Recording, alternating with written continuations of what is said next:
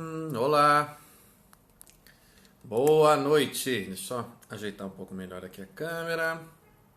Aqui. Tudo bem com vocês? Vamos lá para nossa live diária. A última dessa semana, porque amanhã eu não vou conseguir fazer live, tá bom? Amanhã eu vou estar com os meninos, os meus filhos. Eles, enfim, estarão por aqui e tal. Daí não dá para fazer nenhum tipo de trabalho assim, nem dar 20 minutinhos de atenção aqui para vocês, porque é full time com eles.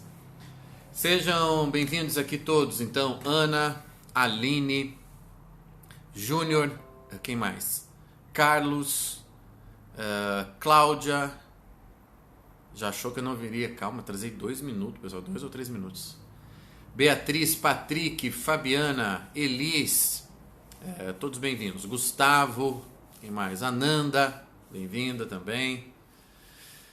Ai, ai, Simone, Silvana, todos muito bem-vindos, tá? Coraçõezinhos aqui, por favor, para mim, muitos corações, pra gente destacar a live. Também o aviãozinho para você enviar a live, lembrar pessoas aí, amigos, familiares, que a live tá começando. Hoje eu anunciei o tema antes, né? Porque faz tempo que eu não falo sobre isso e às vezes vocês fazem perguntas, às vezes surgem ali dúvidas que tem a ver, que são mesmo sobre filosofia ou sobre o estudar, né? Então achei que valia a pena a gente falar um pouquinho sobre o que é filosofar. E para quem assistiu a última aula do Erro de Narciso, em que eu traço a diferença entre pensar e refletir, então esse aqui vai ser agora uma continuação, né? Vai ser um acréscimo àquilo que foi dito, já que filósofo reflete, não simplesmente pensa, aquilo que foi dito na terceira aula do Erro de Narciso, ok? Então, como vocês gostam, deixa eu escrever aqui, vou fixar o tema da live, tá? Pronto. Aqui, agora, isto. Então vamos lá. Então boa noite para todo mundo, mais uma vez, quem está chegando. Vamos a isso. Olha, quando a gente fala em filosofia e em filosofar, a gente tem que, obviamente, traçar ali uma diferença entre aquilo que nós fazemos profissional e academicamente, ok? Profissional e academicamente. Então, os filósofos de universidade, os filósofos professores, os filósofos com carreira de filósofo, carreira de professor, no ensino universitário, no ensino também nas escolas, nos colégios, etc. Então isso é uma coisa, isso é uma expressão menor do filosofar e do filósofo, tá? Porque nem todo filósofo é professor ou é profissional ou universitário. Nem todo filósofo. Mas para esse professor de filosofia poder ser chamado de filósofo, ele tem que ter algumas características, tem que fazer a coisa de uma determinada maneira, porque senão ele não é filósofo. Ele é apenas um comentarista de filosofia, ok? Eu quero tentar traçar com vocês essa diferença aqui para que vocês entendam e também possam utilizar disso na vida de vocês, mesmo quem não tem nenhuma aptidão para filosofia. E eu acredito que a maioria das pessoas que estão aqui me ouvindo hoje, não é porque o tema da live de hoje é sobre filosofar, que essa live se dirige àqueles que têm vocação filosófica. Não. Claro, aqueles que têm vocação filosófica vão ganhar muito com isso e vão perceber se eles estão próximos ou disso que eu vou traçar como características gerais do filosofar ou não. Para todos os outros que estão me ouvindo aqui, você vai conseguir fazer correspondência disso com a sua vida. Saiba. Se você tem um mínimo de interesse por saber qualquer coisa, se você também quer entender um pouquinho mais sobre conhecimento, sobre expansão da alma, essa live também é para você, independente de você ter vocação, seja vocação para o filosofar, seja para a profissão ligada à filosofia, ok? Então vamos lá. Vamos usar Lavelle, né? O mesmo filósofo que eu uso lá nas aulas do Erro de Narciso.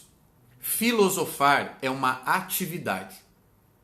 Vamos começar dizendo isso aqui. Filosofar é uma atividade.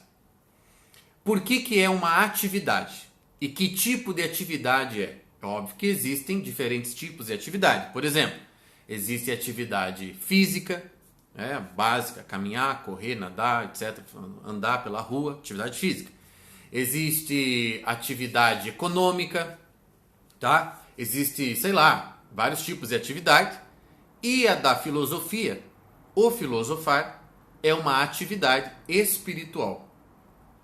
Eu compactuo com a ideia de que filosofar é uma atividade em benefício do espírito, em benefício daquilo que nós somos, essencialmente. Esta atividade, portanto, se ela é uma atividade do espírito, com, obviamente, expressão e consequência na vida, no corpo, na mente, na maneira de estar no mundo, etc., tudo isso é secundário. Mas essa atividade tem características, tem essas expressões todas, claro, mas tem características próprias e são todas elas inerentes às coisas do espírito. Ela é uma atividade e toda atividade você sabe que significa movimento. Atividade é movimento. A atividade física é você está colocando o seu corpo ou uma parte do seu corpo em movimento. A atividade econômica está colocando a economia de uma sociedade ou a sua particular em movimento. A atividade do espírito está colocando o espírito em movimento. E eu comecei a live dizendo, filosofar é uma atividade do espírito. Portanto, é uma maneira de colocar o espírito em movimento. É a única? Claro que não. Claro que não. Veja aqui uma outra vocação que o pessoal geralmente compara, porque as duas, podemos dizer assim, que elas estão em lados diferentes da atividade espiritual, mas ambas são espirituais. Perdão. De um outro lado, você pode colocar, por exemplo, a atividade contemplativa. Parece um paradoxo, atividade contemplativa, né? Mas é que não esqueço que contemplar algo, como os monges, os religiosos fazem, é você ser passivo diante do que você está contemplando, mas ativo diante do sujeito que está contemplando. Então, pera lá. Aquele sujeito que está dentro de um mosteiro, aquele sujeito que está, enfim, que é religioso, que tem vocação religiosa, especialmente vocação monástica, né, que se aparta do mundo, vocês percebem que ele está fazendo algo que põe o espírito dele em movimento. A atividade dele é uma atividade espiritual, porque rezar, trabalhar, meditar, não põe tanto o corpo como põe o espírito em atividade. De outro lado, a filosofia faz algo parecido por um caminho diferente. Ela não vai usar dos mesmos expedientes, por exemplo, da vida mística, ela não vai usar do expediente da oração, usar dos expedientes comuns a um monge trapista, mas o estudar e o refletir sobre o que estuda vão colocar o espírito em movimento. Ou seja, para se chegar à verdade, já que a verdade é um bem dado ao espírito e às atividades do espírito, você pode tanto traçar um caminho quanto traçar outro. Você tem o caminho dos místicos e contemplativos e você tem o caminho dos filósofos e intelectuais. A filosofia como mãe de todas as ciências e saberes intelectuais.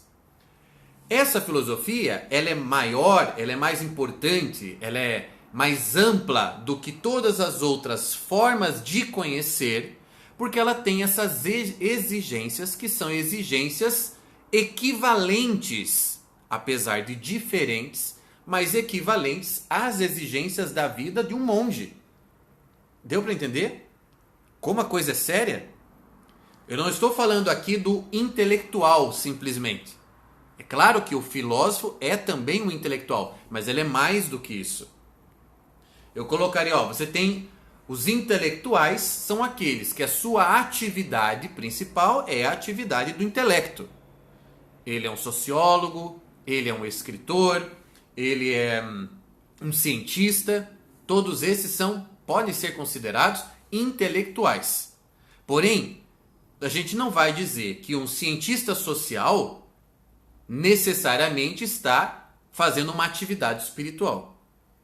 Ao querer compreender uma sociedade humana, ele está usando a inteligência dele, está usando todos esses recursos humanos dele, capacidade de compreensão, mas não necessariamente ele está fazendo da vida dele uma atividade espiritual. Ele não está, ao estudar Max Weber, não necessariamente ele está pegando aquele conteúdo e levando mais para cima, no sentido de o quanto isso me aproxima ou me afasta da verdade. O quanto isso amplia, faz crescer a minha alma ou não. O quanto isso é apropriado pela minha vida e no meu destino ou não. Um intelectual, que estaria então um pouco abaixo do filósofo, não pensa necessariamente assim, não tem necessariamente essa preocupação. Por isso não dá para dizer que um intelectual, um cientista humano, por exemplo, um antropólogo, seja equivalente a um monge. Não é equivalente. As exigências da vida intelectual, do ponto de vista moral e espiritual, não são as mesmas. É óbvio que não. Mas um filósofo, visto dessa maneira, como aquele que através do conhecimento põe o próprio espírito em movimento, isto é equivalente ao caminho monástico, ao caminho místico, ao caminho daqueles que pela via da oração e da contemplação querem chegar à verdade. Deu para entender? É maravilhosa a atividade filosófica. E isso que eu estou querendo explicar para vocês, que é tão difícil de explicar, é muito diferente de dar aula de filosofia. É muito diferente de até mesmo escrever livros de filosofia. Ou ter um diploma de filosofia. Essas coisas, essas outras pequenas atividades, não confirmam que aquele que as pratica é filósofo. Porque é filósofo aquele que, através do conhecimento, do seu interesse mortal por saber mais, por se confessar mesmo um ignorante e um amigo da sabedoria, põe o espírito em movimento, tenta treinar o faro para perceber a verdade, sentir o cheiro da verdade. É esse o objetivo último de um filósofo. Não é fazer uma teoria, não é escrever um livro. Estão entendendo? Não é ter uma carreira, não é conseguir explicar para as pessoas. Não, não. O objetivo último de qualquer filósofo mesmo é pôr o espírito em movimento para que se aproxime da verdade. É fazer do espírito algo mais familiar com a verdade. Tal como o sujeito que está lá no mosteiro, pela via, portanto, contemplativa, está tentando ver a verdade, amar a verdade. Os dois amam a verdade.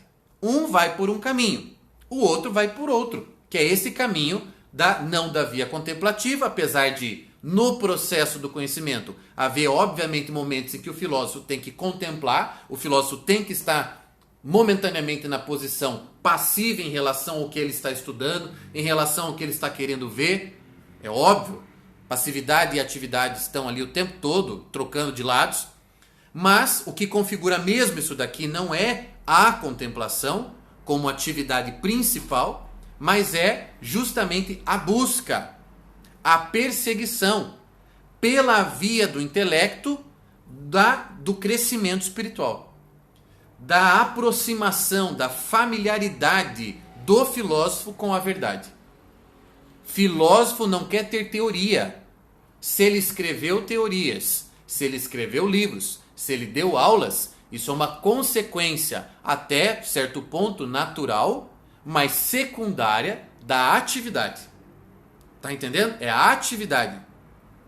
Então, eu quero ser filósofo. Faço faculdade de filosofia?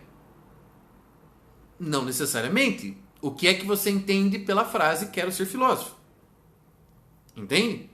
Porque assim, eu digo para vocês, hoje eu tenho dificuldades até de categorizar a minha vida, a minha vocação. Teve épocas em que eu me vi mais filósofo do que hoje. Hoje eu me vejo mais como professor e como artista, porque escrevo, do que como filósofo, justamente porque eu sei quais são as exigências do caminho do filósofo, da busca pela verdade. Estão entendendo? Eu sei as exigências, são mesmo duras, equivalentes à do monge lá. de todos que seguem a via contemplativa. Não é que daí, ao perceber isso, achando isso difícil, eu não quis. É porque eu fui me reconhecendo ao longo dos anos um pouco diferente disso. Entende? Um pouco diferente porque, de fato, me parece que eu tenho um pé mais nas configurações existenciais de um artista do que propriamente nas de um filósofo. Mas eu amo o conhecimento. Só que não sei dizer para vocês se no grau, na intensidade que se exige de um filósofo. Filósofo, pensem em Sócrates. Pensem em Sócrates. O filósofo não está preocupado com reconhecimento, com como é que ele vai ganhar dinheiro, com a carreira, com escrever uma obra. O filósofo mesmo, pensando aqui no autor e no fundador dessa atividade, que é Sócrates, o filósofo mesmo está preocupado em fazer algo dentro dele. O filósofo está realmente preocupado por fazer da vida dele uma obra. Entendem? Da vida dele uma obra.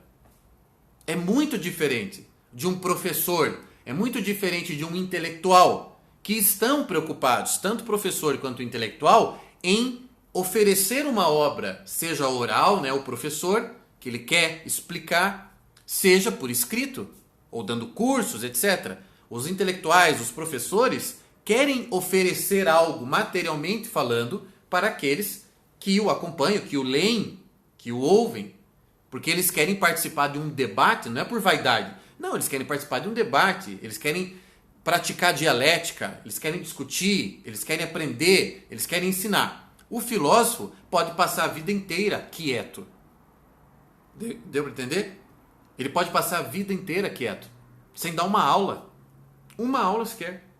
Por quê? Porque a atividade, sendo uma atividade do espírito, que busca pôr o espírito em movimento para se familiarizar com a verdade, essa atividade é aqui dentro. Tornar a vida dele uma obra. Tornar a vida dele um testemunho da verdade, um testemunho do conhecimento, um testemunho da busca da perfeição. Isto faz de alguém filósofo. Filosofar é por toda a atividade do próprio ser em busca disso, em direção a isso. Isto é filosofar. É um negócio muito sério, muito profundo, muito bonito e não dá em cada esquina. Você não tem filósofo em toda esquina. Entende? É vida interior, vida interior, vida interior. Conhecimento, ordenação da alma. Conhecimento, ordenação da alma. Conhecimento, ordenação da alma. Para que a minha alma e a minha vida fiquem cada vez mais parecidas, cada vez mais análogas à realidade, que é ordenada, harmônica, perfeita, proporcional, etc, etc, etc. O filósofo, como eu gosto de falar, usar essa palavra, o filósofo quer plasmar a realidade. Ele quer, sabe, pegar a realidade, pôr aqui e ficar igualzinho a ela. Sabe, ele quer, pense nessa, use essa imagem plástica mesmo. Ele quer moldar a vida dele para ser um espelho cada vez mais perfeito da realidade.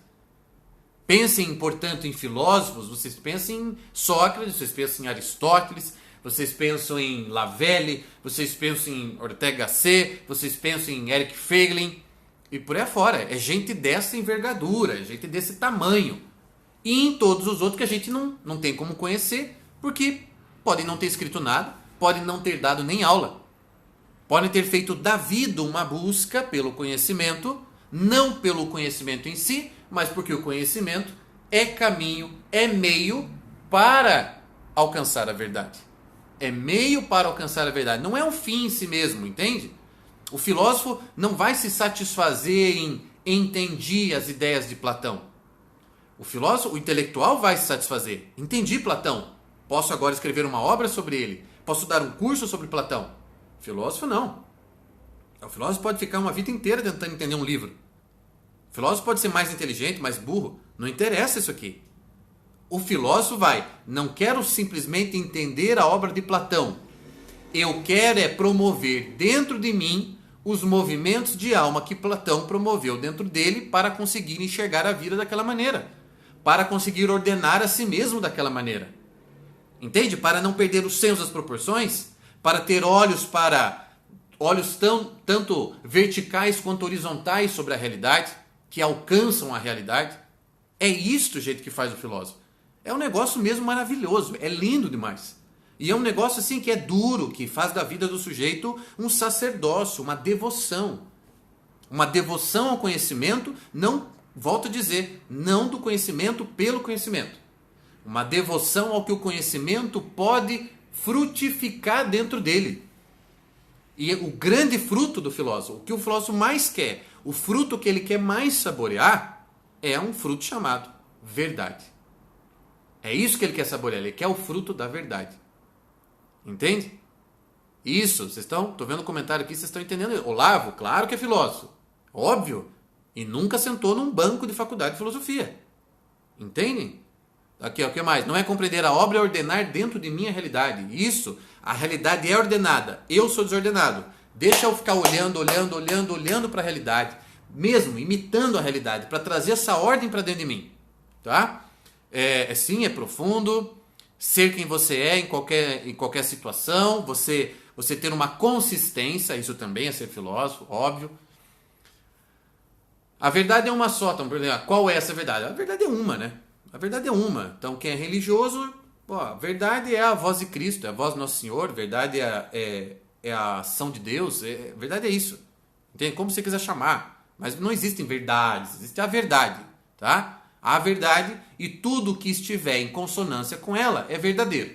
O que não tiver em consonância com ela não é verdadeiro. Ponto. É só por isso que a gente pode dizer que certas coisas são falsas e certas coisas são verdadeiras. Porque existe um padrão, existe uma referência. E essa referência é a verdade. Se algum... Já, lógico que já.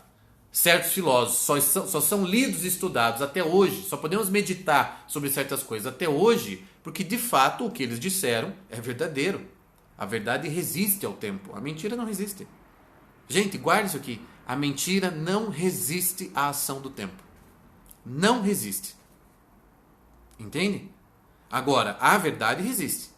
Nós estamos aí, 2.400 anos lendo Platão e Aristóteles. 2.400 anos, gente. E nós não conseguimos dizer que eles estão errados. Deu para entender? É um negócio assim que não dá. Não dá para dizer que eles estão errados. Então o filósofo que é cristão, não. Por que ele vai estudar sua Bíblia? Não tem porquê. A verdade, o Espírito sopra onde quer. É um versículo bíblico. Então, se Platão vai me ajudar a enxergar a verdade, eu vou estudar Platão também. Eu vou ler a Bíblia, vou ler Platão, vou ler até Marx. Se alguma coisa lá em Marx me ajudar a enxergar a verdade. Por que eu vou jogar o Marx fora se tiver lá umas páginas deles que estão verdadeiras? E são, hein? Tem páginas de Marx que são verdadeiras. Então por que eu vou jogar ele inteiro fora? Ou como fizeram uma perguntinha hoje. O que a gente deve fazer com aqueles autores que têm uma vida complicada, controversa, ou que só faziam merda na vida? O que a gente faz com eles? Ué, não faz nada. Por isso tem que fazer alguma coisa com eles.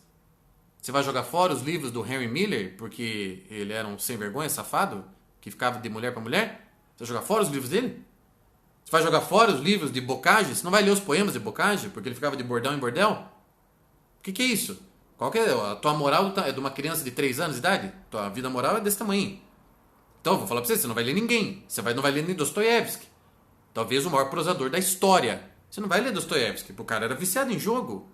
O cara tinha uma vida de merda. Você não vai ler Dostoiévski. Você não vai ler Crime e Castigo. Você não vai ler Os Demônios. Você não vai ler Os Irmãos Karamazov. Você não vai ler O Jogador. Você não vai ler nada. Você vai perder tudo isso aí. Por quê? Porque o cara tinha uma vida de merda. Entende? Não vou ler fulano. Porque as opiniões políticas dele são idiotas. Mas você vai ler as opiniões políticas dele ou você vai ler a obra dele? A obra dele que interessa. Não são as opiniões políticas dele. Entende? Não quero nem saber das opiniões políticas dele. E digo mais, olha, vamos agora baixar o nível, sair da filosofia, vir aqui para uma arte mais baixa. Eu adoro certas músicas do Chico e certas músicas do Caetano Veloso. Simplesmente adoro. Acho que os caras têm talento, meu Deus do céu. Os caras são bons músicos, são bons compositores. Tem músicas lindas os dois. Agora, vai ouvir eles falarem. Vai ouvir, né, Caetano Veloso abrir a boca para falar de política. É pior que o Chico. Vai ouvir. É só abobrinha. Abobrinha, coisa de adolescente revolucionário, entendeu? Aquela coisa assim, Che Guevara, é coisa de idiota, a gente sabe que é coisa de idiota. É aquela parte do cérebro dele não desenvolveu, entendeu? O cara não amadureceu, o cara pensa ainda que tá nos anos 60 e tudo mais. Só que assim, quando o Caetano Veloso vai falar qualquer coisa, eu desligo a TV, desligo o rádio, o que tiver. Eu não ouço o cara. Mas a música do cara tem muitas músicas que são boas. Chico tem músicas excelentes. Mesmo. Então, pô, por que eu não vou apreciar? As pessoas têm que entender isso. Vamos para encerrar aqui, né? Porque a gente acabou saindo um pouco aí do tema da filosofia. Mas é importante isso. Você tem que saber separar. Olha, se você não estiver preparado para isso, se você não souber fazer isso dentro de você, separar o sujeito da obra, escolher a melhor parte, usar aquela melhor parte para te aproximar da verdade, mesmo um livro de um sujeito extremamente suspeito, se você não souber fazer isso, você não está apto para a vida intelectual. Quem dirá para ser filósofo? Você não está apto para a vida intelectual. Você não está apto para a vida artística, você não está. Meu Deus, entre os artistas, né?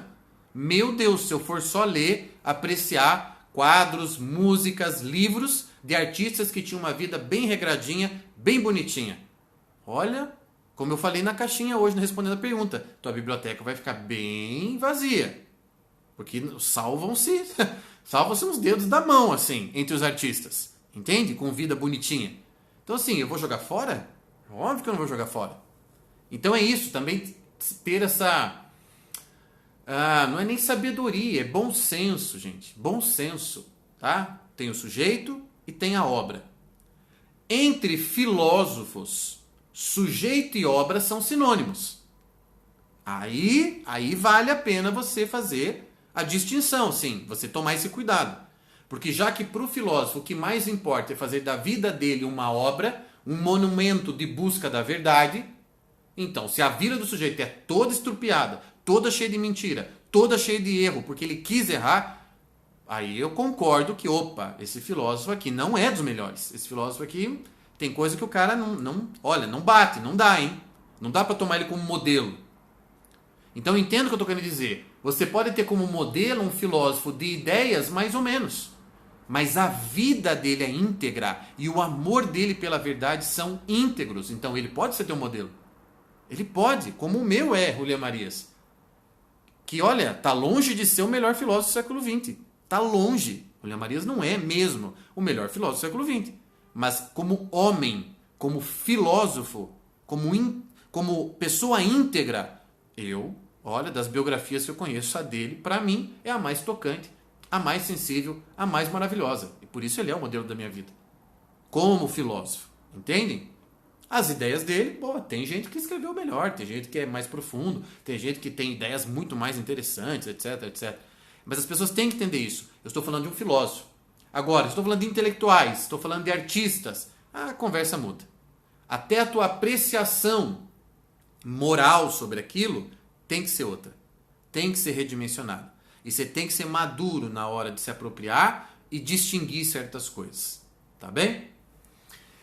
É isso, gente. Muito obrigado. Aí o pessoal fala, Vinícius e Tom eram boêmios. Meu Deus do céu, bota boêmio nisso. E você vai jogar fora as músicas que eles faziam? Adoro Bossa Nova. Adoro certas letras do Vinícius. Adoro as melodias do Tom. Acho aquilo assim de uma graça, de uma brasilidade. Um troço assim que, nossa, eu ouviria aquilo pro resto da minha vida. Sem dúvida alguma. Tá? Muito obrigado pela presença de vocês aqui. Então, lembrem-se, amanhã não tem live. Só amanhã que não vai ter, porque, enfim, vou estar lá de babá amanhã, tá bom? Com os meus filhotes. E aí voltamos na segunda-feira, tá? Semana que vem, semana boa, cheia. Segunda-feira tem Morados do Castelo. Quarta-feira tem Erro de Narciso, aula 4, tá bom? Muito obrigado. Amanhã eu mando áudio no grupo do Telegram. Então, quem é do grupo Telegram, grupo de estudos, fiquem atentos. Quem não é, tem o link na bio. E bom finalzinho de quinta-feira para vocês. A live vai pro YouTube daqui a pouco, não se preocupe. Tá bem? Tchau, tchau.